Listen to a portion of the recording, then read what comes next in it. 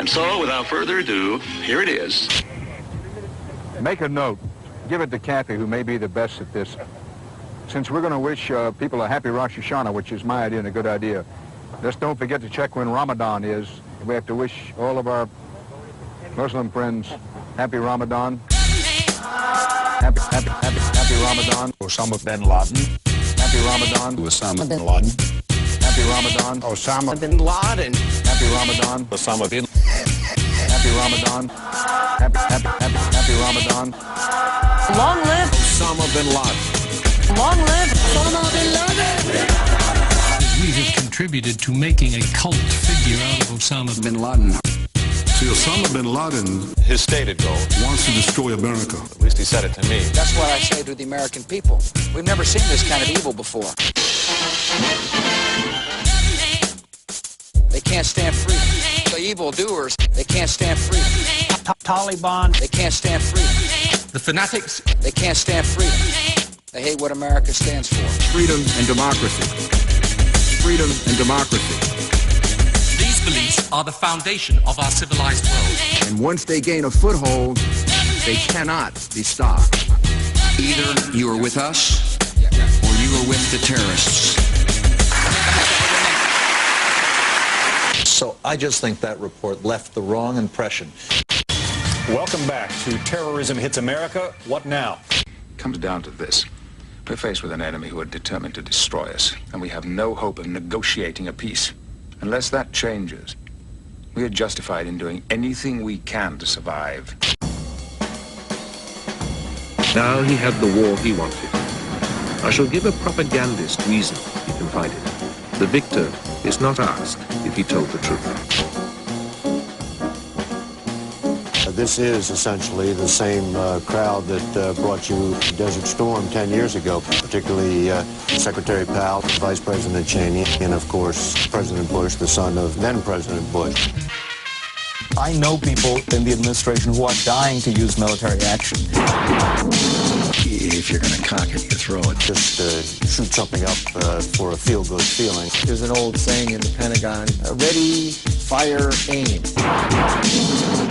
An errant piece of ordnance. Getting it a little mixed up. But we cannot allow any other country to tell us what we can do. It is action alone that counts. Above all, though, we're going to have to strengthen our own response. We have air power, we have naval power. We want to be free to do what we want to do. This is something we've got to do to defend the American people. The course of this conflict is not known. It will never be over. It will begin in Afghanistan, but it can't end in Afghanistan. Americans should not expect one battle. It's going to be a long, complicated, risky, difficult, long, complicated, messy, sexy, dirty job. Around the world. With an unspecified outcome. Long struggle, a long fight. And the enemy is much more elusive, equally as formidable in the sense of being, I would use the word evil. Evildoers. The battle of good against evil is always being waged. Our beliefs are the very opposite of those of the fanatics. This is a war of good versus evil. Islam and the West Have always been at war. And we know that God is not neutral between them. So that seems to be a major theme here. Every nation in every region now has a decision to make. Don't go to hell. Please, I beg you, don't go to hell. I've taken a lot of heat for saying it goes back to the Crusades. Barely 100 years after Muhammad's death, the Islamic Empire had spread far and wide. The Pope reacted to the Muslim expansion by launching Christendom's version of holy wars, the Crusades. And you can just see it happening again. This kind of, quote, clash of civilizations. And this could be a defining moment That the world needs to march forward. to deal with the scourge of The bearded ones. And see what they have done against mankind. Because it's only going to happen with all of us together.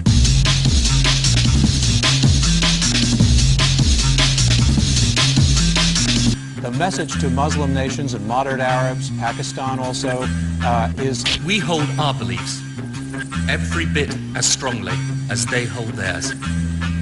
And now is the time to show it.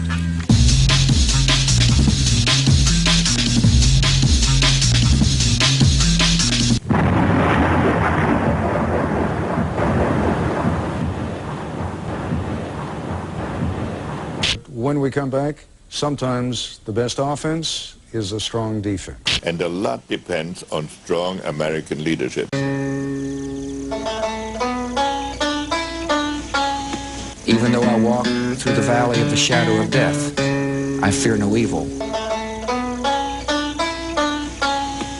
George Bush looks as if he may go into this as a boy and come out a man. I think he has a tremendous asset in this crisis, and that is his simplicity. The American people, he feels more and more like the commander-in-chief. He was Jimmy Stewart tonight. Thank you. He is also bringing to bear the assets and instruments of national power of a vast number of countries around the world. The president has the power to take action, even force. To hunt down, to find, to smoke out of their holes. They hide in caves. We'll get them out.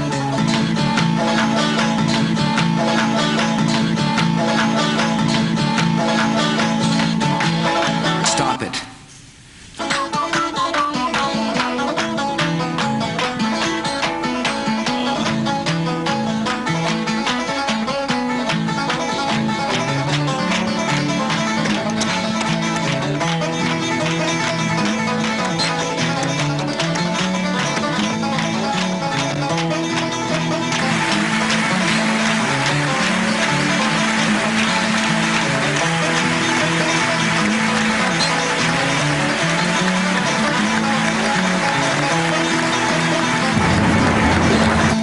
Must not allow terrorists to rule our country. And now, Musketeers, here's something we want you always to remember. Almost all religions preach that love is the supreme virtue, and a few spiritual teachers, perceiving that we are all gifted at loving what pleases us, teach that the highest, the most edifying forms, which might ultimately save the world, involve our regard for those it is difficult to love, some of whom are our enemies.